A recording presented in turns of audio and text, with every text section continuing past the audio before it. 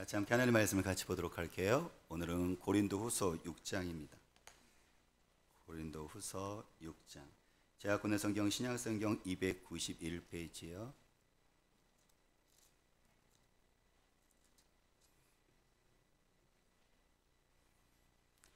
(6장) 1절에서 13절까지 저와 여러분들이 한 절씩 서로 돌아가면서 읽고 마지막 절은 같이 함께 읽도록 할게요. 제가 먼저 하나님의 말씀을 읽겠습니다. 우리가 하나님과 함께 일하는 자로서 너희를 권하노니 하나님의 은혜를 헛되이 받지 말라.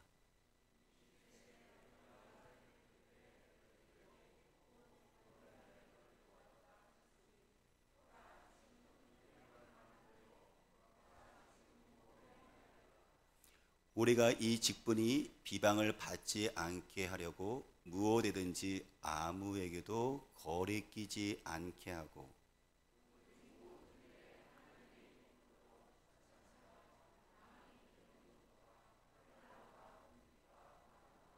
매 맞음과 갇힘과 난동과 수고로움과 자지 못함과 먹지 못함 가운데서도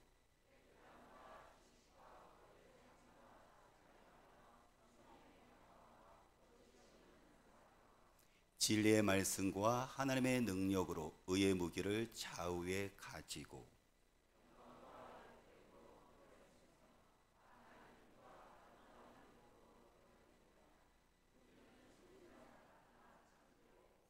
무명한 자 같으나 유명한 자요 죽은 자 같으나 보라 우리가 살아있고 징계를 받는 자 같으나 죽임을 당하지 아니하고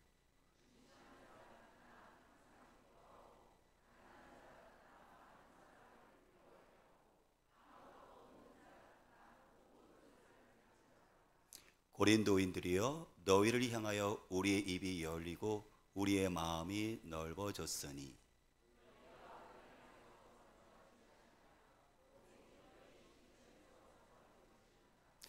내가 자녀에게 말하듯 하노니 보답하는 것으로 너희도 마음을 넓히라.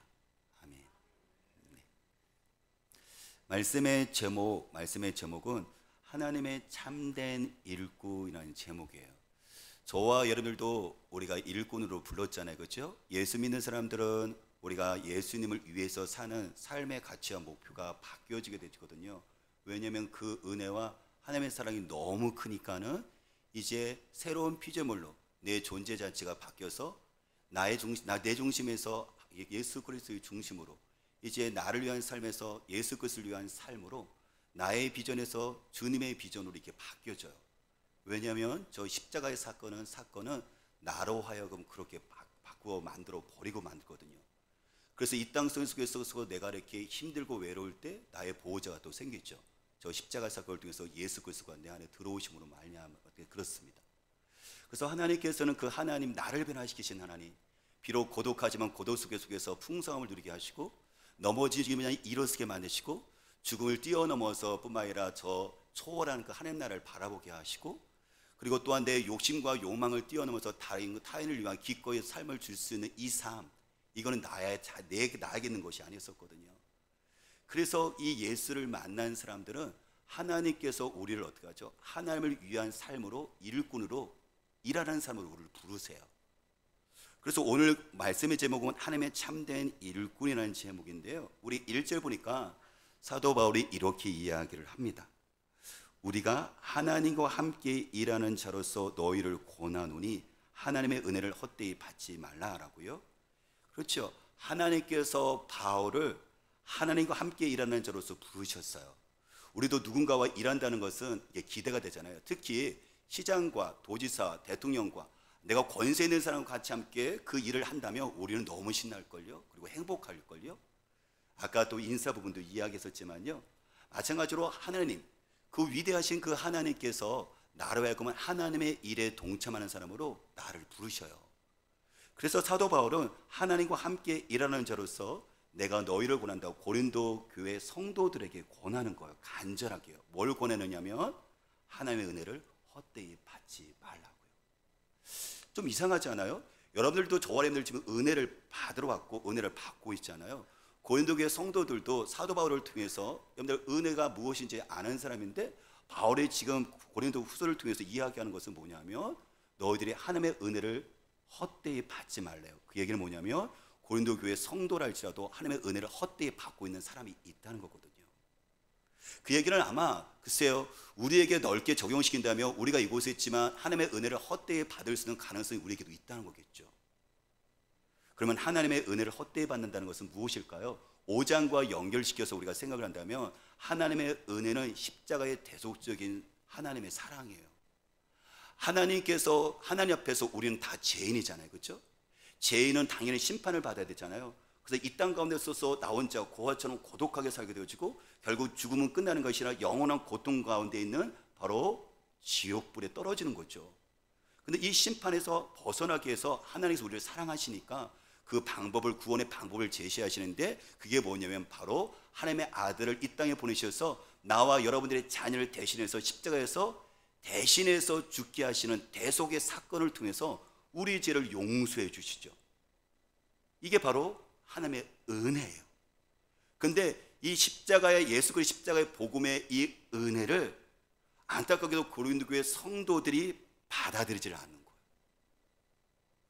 저도 지금 똑같이 여러분들에게 예수 그리스도 십자가의 복음을 수없이 전하잖아요. 근데 비록 여기에 앉아있지만 이 사건이 믿어지질 않는 거예요. 이 사건이 오히려 내가 세상에서 말하는 어떤 지식이나 어떤 내가 세상에 배우는 철학이나 세상에 말하면서 유명한 철학이나 반 어떤 그거보다도 이게 너무 가치 없게 보이는 거예요. 차라리 내가 실용적으로 뭔가 배우면은 내가 써먹기로 하기도 하지.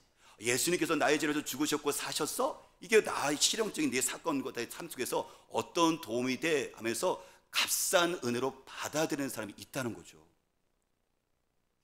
그래서 이 십자가의 은혜가 전해지지만 실질적으로 마음으로 받아들이지 않고 그리고 이것을 거절하는 사람들이 고린도 교회에 있었어요.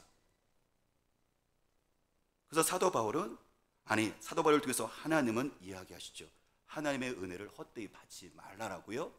왜냐하면 구체적으로 2절이 이유가 또 나오는데, 2절을 보면 이렇게 이야기를 해요. 이르시되 내가 은혜 베풀 때 너에게 듣고 구원의 날에 너를 도왔다 하셨으니 보라 지금은 은혜 받을 만한 때요, 보라 지금은 구원의 날이로다 라고 이야기합니다. 하나님의 은혜를 헛되이 받지 말라는 데는 그 이유를 2절에서 얘기하는데, 구약성경 이사야 49장 8절을 가지고 인용을 해요. 이 얘기는 뭐냐면 이스라엘 백성들이 하나님께 죄를 범으로 말미암아 70년 동안 바벨론 타지에 가서 포로생을 하거든요. 근데 하나님께서 희망을 주세요. 이스라엘 백성들을 버리지 않으시고 그들의 죄를 용서한 다음에 그들이 또한 그들의 죄 용서를 받고 나서 그들이 70년 후에 다시 포로지에서 고향 땅으로 예루살렘으로 돌아오는 그 약속을 주세요. 그래서 너희들이 지금은 은혜를 받을 때다. 내가 너희들의 기도를 들었다. 지금은 구원받을 때다. 내가 너희를 도와서 포로지에서 고향 땅으로 돌아가겠다고 약속을 하나님께서 해주시는 것이 이사야 49장 8절이거든요. 이 말씀을 가지고 사도 바울이 얘기하는 거예요. 지금이 어떤 때라고요? 은혜 받을 만한 때다. 지금이 어떤 때라고요? 지금이 구원의 날이다.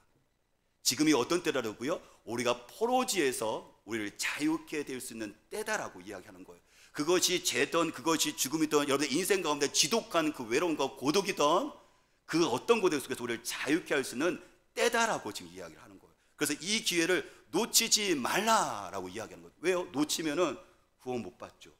은혜가 임하지 않죠. 그럼 내가 이 땅 가운데 지독한 고독 속에서 나 혼자 고아처럼 살다가 나는 비참한 내 인생의 운명을 맞이하게 되어주는 거죠. 그래서 주님은 말씀합니다. 보라 지금은 은혜 받을 만한 때요, 보라 지금은 구원의 날이로다 라고 이야기합니다. 사실 시대를 보더라 할지라도요 정말 어둡죠. 세계적인 어떤 전염병, 그 팬데믹 상으로 말미암아 모든 세상이 정말 어두운 가운데 그리고 또한 두려운 가운데 있었죠. 거기서 그치는 것이 아니라 우크라이나와 러시아의 그 전쟁으로 말미암아 현실이 너무 혼란스럽고 미래가 이게 불확실한 거예요. 이게 흔들리죠. 우리의 삶이요. 어디에다가 내 삶을 둬야 될지, 우리 아이들이 여러분들 그 미래를 어떻게 꿈을 꿔야 될지 사실 이게 잡히질 않잖아요. 작년에요 성경이 1억 7천만 부가 나갔대요. 평소보다도요 몇 배가 성경이 만들어졌었고 배포가 되어진 거예요. 그 얘기는 뭐예요? 사람들이요 불안하다는 거죠. 뭔가 내 삶을 견고한 반석, 흔들리는 흔들 속에서 여러분들 흔들리지 않는 반석 위에 내 삶을 두고 싶은 것이고, 그 다음에 어떻게 수많은 여러분들 공격 속에서, 위험 속에서 여러분들 구원하는 그 산성이 우리 가정에 필요하다는 것을 사람들이 이 성경에서 진리를 지금 찾고 있는 모습이 보여지는 거예요. 안타깝게도 경제적인 어려움으로 인해서 얼마 전에 완도에서 실종된 가족이 있었죠. 근데 그 실종된 가족이 바닷속 차량에서 숨진 채 가족이 발견되었어요. 오늘 이 시대는요 어둠의 시대입니다. 빛이 필요한 시대인 거예요. 이 시대는 절대 절망의 시대예요. 희망이 안 보여요. 그렇기 때문에 절대 희망이 필요합니다. 그렇기 때문에 주님 말씀하십니다. 지금이 은혜 받을 때고 지금이 구원을 받을 때다. 지금이 어둠 속에서 빛이 필요할 때고 지금이 바로 희망이 없는 절망의 속에서 희망이 필요한 시대다라고 얘기하시는 거예요. 여러분들 이 기회를 놓치지 마십시오. 오늘 주님께서 이 말씀하시는 이 은혜를 헛되이 받지 마십시오.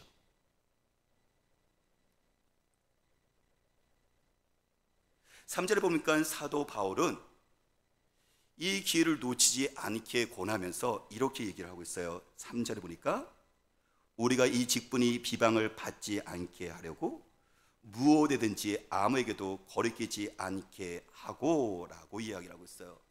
사도 바울의 그 직분은 자신뿐만 아니라 고린도 교회 성도들뿐만 아니라 교회 밖에 있는 모든 세상 사람들에게 비치거든요. 왜요?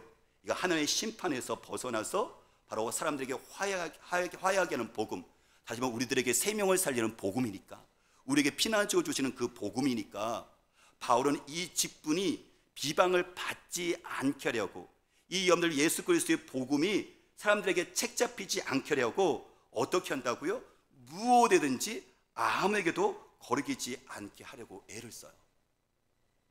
이 복음이 저 사람에게 바로 희망인데, 이 복음을 전하기 위해서는 내 삶이 엉망이면, 내 삶이 다른 사람에게 관용하지 않으면, 내 삶이 내 말이 아름답지 않고 친절하지 않으면 가정에 믿지 않는 남편이 당연히 어떻게 하죠? 너나 믿으라고 얘기를 하죠. 그러니까 내가 이 예수가 나를 변화시켰고 나에게 희망인 것처럼 남편도 희망이 되어야 되는데 남편이 이것을 모르잖아요. 그렇죠? 이 진리를 모르잖아요. 그렇죠? 근데 남편이 반대를 해요. 그러니까 이 복음이 책잡히지 않겠어. 남편에게 복음을 전하기 위해서 남편이 꺼리끼지 않도록 내가 주의하고 또 주의하는 거예요. 사실 결혼하기 전에는 어떻게 보면 사실 일방적인 것이 있어요. 특히 남자가 여자를 아내로 얻고 싶어서 많은 걸 양보를 하죠. 근데 마치 결혼하고 나면 이게 바뀌어요. 내가 왕이 돼버리죠. 그래서 내 말대로 내가 또 우리 가정의 또 머리로서 이제 모든 것들을 요구하기 시작을 하잖아요. 근데 문제는 뭐냐면 남편이 나의 아내의 그런 모습들을 보게 되어지면 너나 믿으라고 얘기를 해요. 복음이 책을 잡혀요. 그러니까 아내는 내가 주고받는 것이 아니라 또 남편은 어떻게 하죠? 아내를 구원하기 위해서, 부모는 자녀를 구원하기 위해서, 또 자녀는 부모를 또 구원하기 위해서 어떻게 하죠? 이 복음이 비방받지 않도록 책잡히지 않게 돼서 남편에게, 아내에게, 믿지 않는 직장 동료에게 그가 거리낌 되지 않도록, 이것이 넘어지지 않도록 내가 작은 실수라도 할까봐, 잘못을 할까봐 조심하고 또 조심하는 거예요.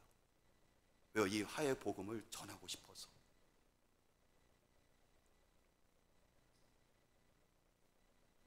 그래서 저는 너무 죄송하지만요, 만약에 우리 가정에서 내가 지금 나 혼자 믿고 있어요.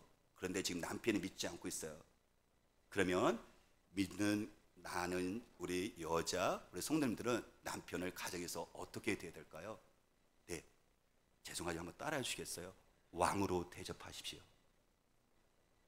다시요. 왕으로 대접하십시오. 아니 목사님, 이 시대가 지금 어떤 시대인데 왕으로 대접하라고요? 그럼 내가 무술이 되라는 얘기인가요? 네, 무술이 되십시오. 성경적입니다. 성경에 나오고 있거든요. 베드로전서 3장 1절에 보니까 이렇게 얘기를 하고 있어요. 아내들아, 이와 같이 자기 남편에게 순종하라. 이는 혹 말씀을 순종하지 않는 자라도 말로 말미암지 않고 그 아내의 행실로 말미암아 구원을 받게 하려 함이니 라고 했습니다. 가정에서는 아내를 믿는데 남편이 믿지 않아요. 근데 아내가 교회 가자 해서 그 말로 믿는 것이 아니라 아내의 그 착한 행실로, 그렇죠? 그렇죠. 아내가 일방적으로요, 양보하고요, 존경하고요, 그리고 친절한 말을 하고요, 남편에게 어떻게 하죠? 따뜻한 밥을 챙겨주고요, 남편은 사랑한다고 이야기를 하고요, 그리고 남편에게 긁지는 않는 거예요. 남편의 잘못 없었어요? 아니요, 그렇지 않아요. 잘못을 해요. 막 보면요, 이것저것 너무 엉망이에요. 화가 나요. 그런데도 왜 그렇게 하는 것일까요? 말이 아니라 그 아내의 행실을 말미암아 구원을 받게 하려 하려고요. 나의 어떤 이런 행동으로 말미암아 복음이 걸리낌이 될까봐, 그가 믿지 않을까봐 조심하고 또 조심하는 거예요. 이 사람의 샘플이 베드로전서 3장 6절 말씀에 보니까 사라가 아브라함을 주라 칭하여 순종한 것 같이 너희는 선을 행하고 아무 두려운 애도 놀라지 아니하면 그의 딸이 된 것이라 했죠. 그렇죠? 샘플을 들어주는데요, 사라, 우리 믿음의 조상, 우리 그렇죠? 아브라함에게 사라가 어떻게 하죠? 주인님이요 이렇게 얘기했어요. 물론 그 당시에 여러분들 그 풍수 봤었을 때 여자가 남자에게 주인으로 대하는 어떤 그 모습도 있었지만, 성경이 오늘 문맥 속에서는 그런 의미보다는 어떤 의미를 얘기하고 있는 거예요? 지금 이게 주종관계의 어떤 그런 관념을 강경시킨 것이 아니라 동등한 인격이 있지만 지금 남편이 구원을 받기 위해서 지금 복음에 꺼리끼지 않도록 네가 어떻게 하라고 얘기하는 거예요? 주인처럼 네가 존경하고 섬기라고 얘기하는 거예요. 네, 죄송하지만 다시 한번 따라볼까요? 여왕처럼 모시겠습니다. 아, 네네네네. 이건 남자분들이 해야 될 거군요. 남자분들 한번 따라 주시겠어요?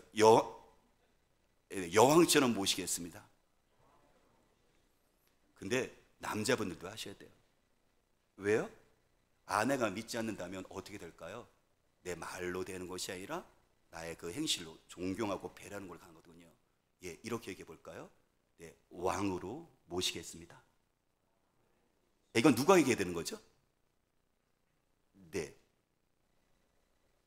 오늘 사도 바울은요, 그 애씀이 있었던 거예요. 그래서 그거에 대한 어떤 구체적인 것이 뭐냐면, 이 복음을 전하고 싶어서, 근데 나의 실수로 말미암아 어떤 것이 이거에 대해서 상대방이 복음을 받아들이는 것에 대해서 꺼릴까봐 이것을 어떻게 하느냐면 4절부터 10절까지 그의 진실된 삶이 구체적으로 나와요. 왜냐하면 고린도 교회에 하나님의 은혜를 헛되이 받는 것을 보면서, 너희들의 하나님의 은혜 헛되이 받으면서 내가 지금 이렇게 진실된 삶으로 너희들에게 이것을 이야기하고 있다는 것을 이해하고 싶은 거예요. 왜요? 그 사람의 그 복음의 진실성은 말로 전해지는 것도 능력이 있지만 그 사람의 인격으로 전달되어지는 거거든요. 고린도 교회가 받아들이지 않고 있어요. 그랬더니 바울이 자기의 삶에 대해서 다시 이야기하는 거예요. 내가 복음을 위해서 이렇게 하고 있으니까, 이건 진실된 것이니까 이 진실된 화해 복음을 받아들이라고 하면서 자기의 삶으로 지금 복음의 말을 지금 이렇게 증거를 지금 하고 있는 거예요. 지금 삶으로 가르치고 있는 거예요. 그래서 지금 뭐라고 하냐면 4절에 그 얘기를 하고 있는 거거든요. 오직 모든 일에 하나님의 일꾼으로 자천하여 라고 했죠. 그렇죠? 바울이 여러분들이 우리가 보면 누굴 추천하잖아요. 그렇죠? 저도 이렇게 목회자이기 때문에 종종 누굴 추천을 좀 해주세요라고 추천서를 받을 때가 있어요. 그러면 제가 그분을 들 때 이분은 성격이 어떤 거고 이분은 지금 어떻게 살았었고 앞으로 이런 꿈을 갖고 있어라고 제가 그분을 추천하는 근거를 얘기를 하면서, 그러니까 당신이 이 사람을 받아들이면 당신은 정말 좋은 교회가 있을 겁니다. 제가 책임지겠습니다. 이게 추천서잖아요. 일꾼으로 추천하는 거잖아요. 근데 누구에게 추천하는 거예요? 하나님께. 이 일꾼 확신합니다 라고 추천하는 거예요. 근데 누가 추천해요? 자천, 스스로 추천해요. 다른 사람이 추천을 하는 것이 아니라 바울 하나님의 일꾼으로 합당합니다라고 다른 사람이 추천해야 되잖아요. 근데 누가 추천하냐면 나 바울 내가 하나님 일꾼입니다라고 스스로 추천을 해요. 자천을 해요. 그건 교만한 것이 아니라 지금 그가 고린도 교회의 성도들을 지금 설득하고 싶어서 좀 이야기를 하고 있는 건데, 내가 어떻게 살았다는 거예요? 내가 스스로 추천할 정도로 그렇게 삶을 살았다는 거예요. 그래서 4절 말씀 보니까 오직 모든 일에 하나님의 일꾼으로 자천하여, 모든 일에 내가 이렇게 진실된 살았다. 그래서 하나님께 내가 스스로 추천할 만큼 이렇게 살려고 몸부림치고 애를 쓰고 있다. 그러니까 내가 전하고 있는 이 복음을 헛되이 받지 말고 너희들이 받아들여야 된다라고 이렇게 지금 이야기를 하고 있는 거예요. 마찬가지예요. 가정에서 자녀들에게 부모가 늘 예수 그리스도 믿으라고 얘기할 수 있죠. 남편과 아내가 예수 그리스도의 화해 복음 반드시 이거 믿어야 되는 것이죠. 이 진리니까. 근데 어떻게 해요? 내가 자천하는 거예요. 내 삶을 봐라. 내가 부족하지만 이렇게 예수 그리스도의 복음 때문에 이렇게 애를 쓰고 있는 것은 당신이 알지 않느냐라고 내 삶이 여러분들 추천을 해주는 거예요. 말이 아니라 삶으로 가르치는 거죠.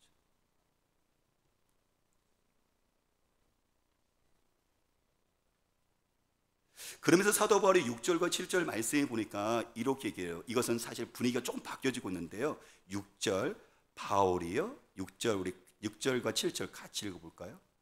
깨끗함과 지식과 오래 참음과 자비함과 성령의 감화와 거짓이 없는 사랑과 진리의 말씀과 하나님의 능력으로 의의 무기를 좌우에 가지고 6절 앞에 보면 그러나라는 단어가 들어가 있거든요. 이 얘기는 뭐예요? 화해의 복음을 너희들이 받아들여라. 근데 이 받아들이기 위해서 내가 이것을 하기 위해서 내 삶에 네가 꺼리끼지 않도록 내가 애쓰고 애쓴다 하면서 그게 4절과 10절 얘기하고 있는 거잖아요. 그래서 지금 아까 뭐라고 얘기했냐면은 아까 지금 보니까 4절과 5절 보니까 뭐라고 했죠? 많이 견디는 것과 환난과 궁핍과 고난과 매맞은 것과 갇힘과 난동과 수고로움과 자지 못한과 먹지 못한 가운데서 오늘 지금 바울이요 이렇게 복음이 상대방에게 전해지기 위해서 이렇게 고난을 견뎌요. 어떻게 견뎌요? 많이 견뎌요. 끝까지 견뎌요. 오래 견뎌요. 근데 이런 견디는 가운데서 그러나 이 견딜 수 있는 여러분들 힘이 어디서 나오느냐면 그것이 6절과 7절 말씀인데 그가 의의 무기를 좌우에 취합니다. 왜? 이 싸움은 영적 싸움이니까. 여기서 7절 말씀하잖아요. 의의 무기를 좌우에 가지고 오라 했잖아요. 여러분들 만일 여러분들이 전쟁터에 나가면 그냥 나가나요? 그러면 지죠. 나갈 때 여러분들은 우리는요 양손에 무기를 들어요. 한쪽에는 방패를 들고 방어하고 한쪽에는 여러분들 칼을 들고 해서 상대방을 공격하고 그렇죠. 그 때문에 우리는 양손에 적과 싸우기 위해서는 전투에서 이기기 위해서는 최대한 무기를 완벽하게 무장을 시켜야 돼요. 근데 바울이 지금 뭐라고 이야기하고 있습니까? 이 복음을 전하는 데서는 영적 싸움이에요. 늘 예수를 믿느냐 안 믿느냐는 것은 이것은 받느냐 안 받느냐 이 문제가 아니라 이거는 어둠의 권세 사단과의 싸움이거든요. 왜냐하면 우리가 예수의 복음을 전하면 이 땅 가운데 하나님과 함께 사는 것이고 복된 인생을 사는 것이고 죽음 위에 끝나는 것이 아니라 영원한 천국 가운데 영생을 누리는 거니까. 근데 당연히 원수가 있죠. 누구예요? 어둠의 원수 사단이에요. 그러니까 사단이 모든 것들을 동원해요. 그것이 사람이든 아니면 사람의 혈기든 아니면 그것이 어떤 뭐랄까요 논리든 어떤 철학자든 어떤 환경이든 어떤 모든 것들을 동원해서 나와 우리 자녀들이 예수 그리스도 앞에 그 화해 복음을 받아들이지 않도록 미혹하고요 이걸 어둡게 만들거든요. 그러니까 사도 바울은 이 싸움 속에서 지금 어떻게 하고 있죠? 그의 의의 무기, 다시 말하면 영적인 무기, 하나님의 무기로 무장하는 거예요. 양손에 들고 있는 거예요. 그 무기가 구체적으로 뭐예요? 깨끗함, 지식, 오래 참음, 자비함, 성령의 감화, 거짓이 없는 사랑, 진리의 말씀, 하나님의 능력으로 오늘 영적인 무장을 하면서 싸워서 결국 승리를 해요. 깨끗함은 그가 말하고 행동하는 것이 순수한 동기예요. 의도가 있지 않아요. 깔려있지 않아요. 오래 지식이 뭐냐면 하나님이 누구신지 예수의 복음이 무엇인지 정확한 지식을 갖고 있어요. 오래 참은 뭐죠? 상대방이 나에게 부당하게 대할지라도 화내지 않고 그것에 대해서 견디는 거예요. 자비함은 뭐죠? 상대방을 배려하고 친절한 거예요. 성령의 감화, 또 거짓 없는 사랑, 하나님의 진리의 말씀, 하나님의 능력 이런 것으로 무기를 삼아서 어떻게 하죠? 이게 싸우는 거예요. 누구와요? 사단과요. 그러니까 사도 바울은 한 영혼을 구원하기 위해서 화해 복음을 전하기 위해서 지금 모든 것들을 동원하는 최선을 다하고 있는 것을 보게 되집니다. 빼앗기면 안 되니까.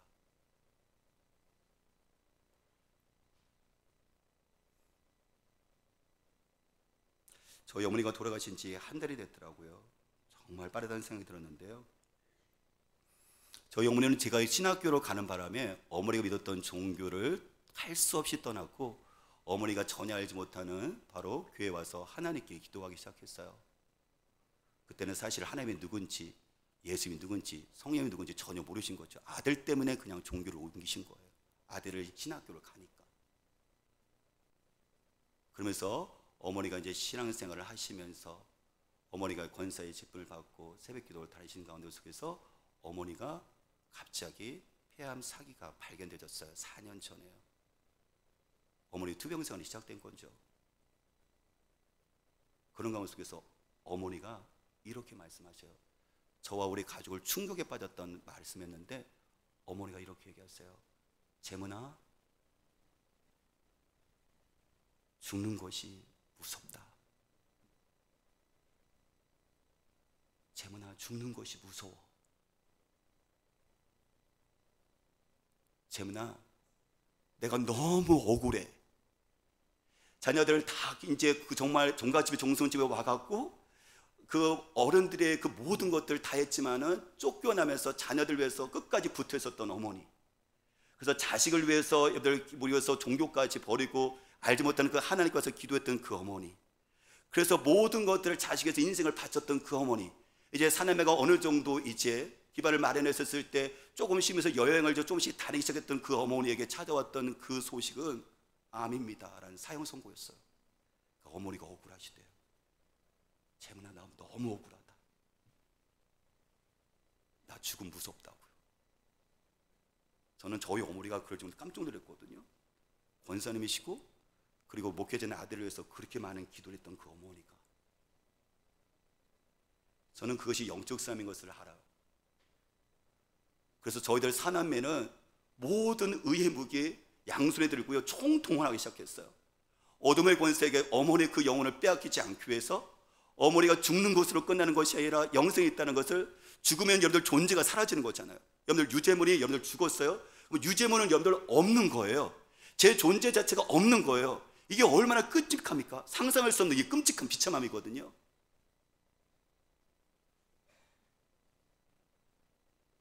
그래서 모든 걸 동원하기 시작했는데 누나가요. 사실 어머니가 암에 투병을 하면서부터 3년 반 정도는 그래도 어머니가 교회를 다니시면서 신앙생활을 하셨는데 그 이후에 한 8개월 정도는 더 심해지셔서 약이 안 맞으셔서 거의 화장실 겨우 갈 정도였었거든요. 그때 예배를 못 가니까 누나가 전화로 일주일에 한 번, 두 번씩 누나가 어머니하고 예배를 드려요. 어머니가 좋아하는 찬송가 305장 나 같은 죄인을 부르고, 어머니가 너무 기력이 없으면 엄마 같이 사도신경 하자고 전능하사 천지를 만드신 같이 내색이고. 저는 아침에 학교 갈 때마다 성민을 학교 데려주고 돌아오는 시간 8시 반인데 전화를 해주면 어머니가 아침 식사를 끝나고 계세요. 그러면 어머니에게 요한복음 3장 16절로 어머니에게 복음을 전합니다. 하나님이 엄마를 사랑하셔. 그래서 예수 그리스도를 주셨어. 그 예수 그리스도 믿는 엄마에게 바로 멸망하지 않고 영생을 얻게 한대. 죽음을 이기고 엄마에게 생명을 준대. 그 예수님이 어디에 있어? 그랬더니 어머니가 고백하죠. 내 안에 계셔. 아버지는 새벽 기도 가서 어머니의 영혼을 위해서 기도합니다. 그리고 돌아오면 우리가 아론과 훌 기도 책자에 있었잖아요. 아침, 점심, 저녁 때 아버지와 같이 엄마가 식사하기 전에 힘이 없지만 그 기도문을 읽으세요. 우리는 모든 것들을 총동원만 했었어요. 왜냐하면 어머니의 그 죽음이 어머니의 존재 자체를 사라지게 버린 거니까. 어머니가 죽음에서 두렵다고 하니까, 내 인생이 너무 억울하다고 하니까. 어둠의 권세에게 여러분들 조롱당하면 안 되잖아요. 그렇죠? 하나님의 실존이잖아요. 그리고 하나님을 믿는 그 어머니에게 있어서 죽음으로 끝나는 것이 아니라 가족을 여러분들 갈라지게 만든 것이 아니라 우리가 다시 만날 수 있는 확실한 근거와 사실을 마련해 주는 거잖아요. 어머니의 존재가 사라지는 것이 아니라 영원히 살 수 있는 존재를 계속 있게 만드는 거잖아요. 어머니가 한 1, 2년 정도 더 사셨으면 좋겠다고 생각했는데 어머니가 평안한 가운데 속에서 하나님의 부르심을 받았어요. 저는 하나님의 적절한 때라고 생각해요. 바로 하나님께서 어머니에게 그 화해의 복음을, 은혜를 헛되이 받지 않게 하시고 어머니가 그것을 믿음으로 받게 하셨고, 그리고 어머니가 고통 가운데 된 것이 아니라 평안하게 부르셨죠. 그때 제 마음속에 생각된 게 뭐냐면 어머니가 달려갈 길을 다 가셨구나. 예수 그리스도를 화해 복음을 받아들였고 자녀를 위해서 기도했던 그 모든 것들이 하나님께서 하나님의 뜻을 이루셨구나라는 생각이 들었어요. 사랑하는 여러분, 죽음의 권세가 여러분들의 그 사랑하는 부모를 위협할 때 우리는 무슨 무기를 들겠습니까? 여러분들의 자녀의 삶 속에서 우리가 떠났었을 때, 인생 가운데 덩그러니 남겨졌을 때, 우리 아이들이 이 땅을 속에서 우리 아이들이 이 땅을, 세상을 이길 수 있는 그 근거, 그 근거가 도대체 무엇입니까? 우리가 갖고 있는 돈이요, 우리가 갖고 있는 재산이요, 우리가 갖고 있는 부동산이요, 우리가 갖고 있는 집이요, 여러분들 그것은 잠시일 수 있지만 어둠의 권세의 그 권세가 너무 크기 때문에 인간의 그 지독한 고독과 허무와 그 죽음의 공포를 이길 수 있다고요? 아니요. 우리 가족, 사랑하는 남편과 아내가 예수를 믿어야 됩니다. 화해 복음을 받을 수 있도록 모든 무기를 다 동원하셔야 돼요. 이번에 우리 자녀들이, 우리가 성경학교와 수련을 가잖아요.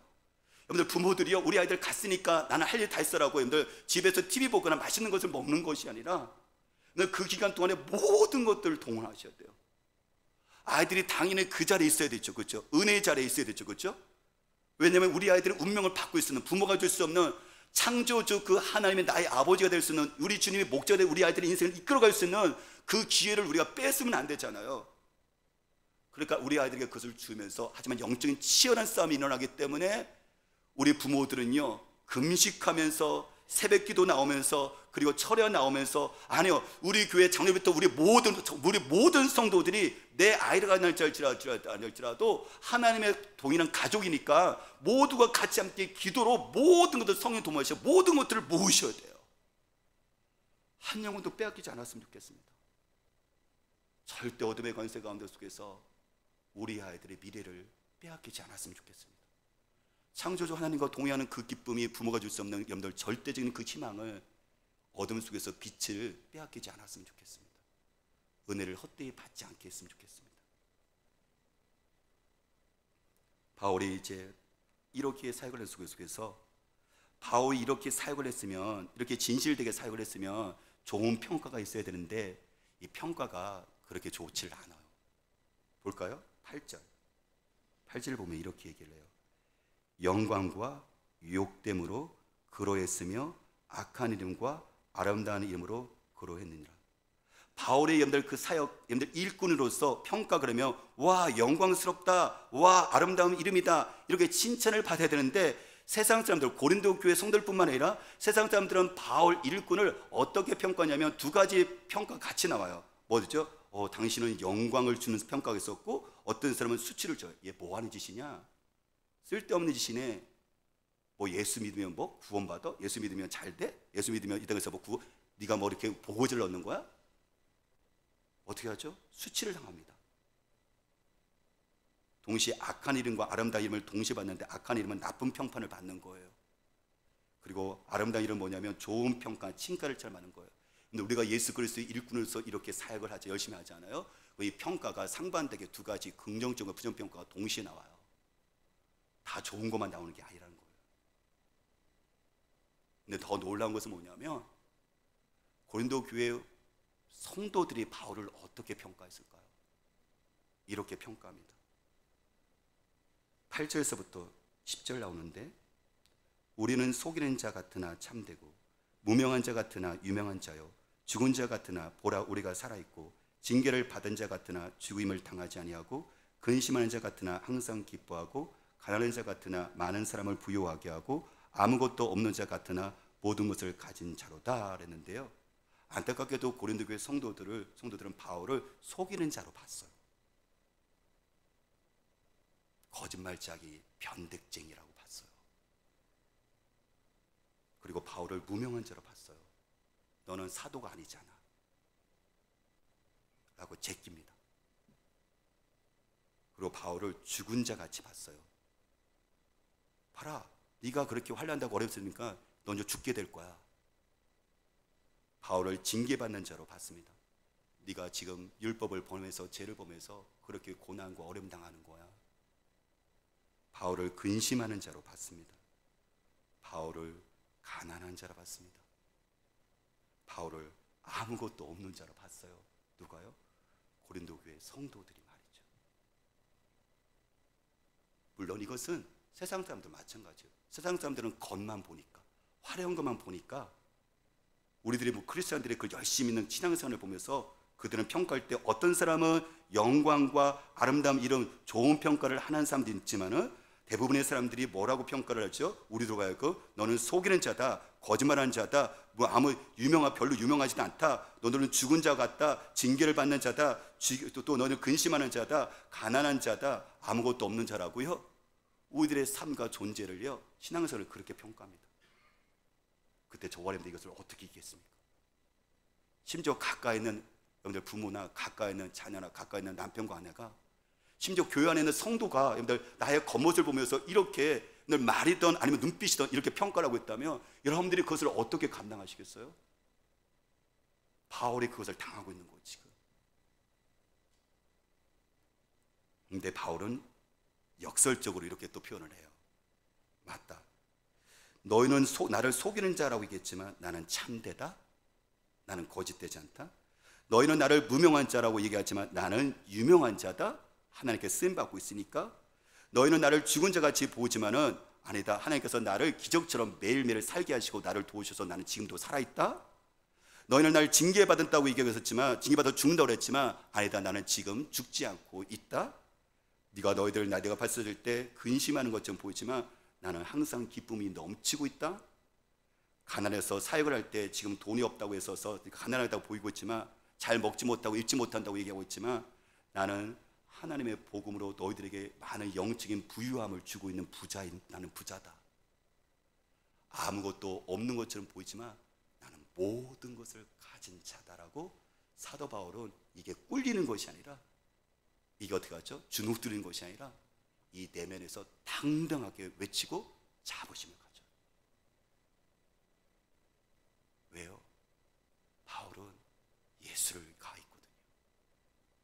질그릇은 연약하지만 보잘것없지만 질그릇 안에 보배가 있으면, 보석이 있으면 그 질그릇이 보배롭고 가치가 있는 것처럼 내 안에 너희들이 말하는 것 속에서 내가 연약하지만 아무것도 아닌 것 같지만 내 안에 보배 되신 예수 그리스도가 계시니까, 그분께서 모든 것을 가지고 나에게 보호자에서 끝까지 책임져 주실 것이니까, 그러니까 어떻게 하죠?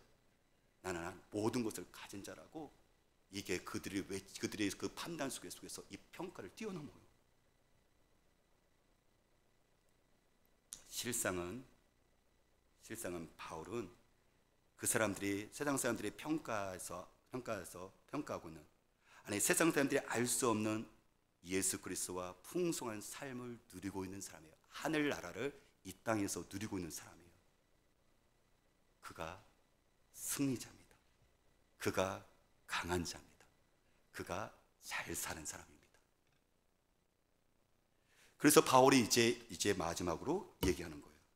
내가 이런 삶을 살았으니까 내가 전하는 그 화해의 그 복음을 너희들이 받아들여야 된다라고 아버지가 어머니에게, 아이들에게 타이르는 것처럼 그렇게 고린도 교회 성도들에게 이제 마지막 11절부터 13절 얘기하는 거예요. 이게 11절과 13절 말씀 우리 같이 함께 읽어볼까요? 고린도인들이여, 너희를 향하여 우리의 입이 열리고 우리의 마음이 넓어졌으니 너희가 우리 안에서 좁아진 것이 아니라 오직 너희 심정에서 좁아진 것이라. 내가 자녀에게 말하듯 하노니 보답하는 것으로 너희도 마음을 넓히라 라고 있어요. 바울이 얘기했죠. 내가 너희들 교회 성도 너희들 위해서 마음을 넓혔는데 너도 나에 대해서 마음 좀 넓혀줄래? 이 얘기하는 거예요. 왜요? 고린도 교회 성도들은 바울을 향해서 여전히 주저하고 있었고 거부하고 있었거든요. 바울을 받아들이는 것을 주저했어요. 그래서 바울이 얘기하는 거예요.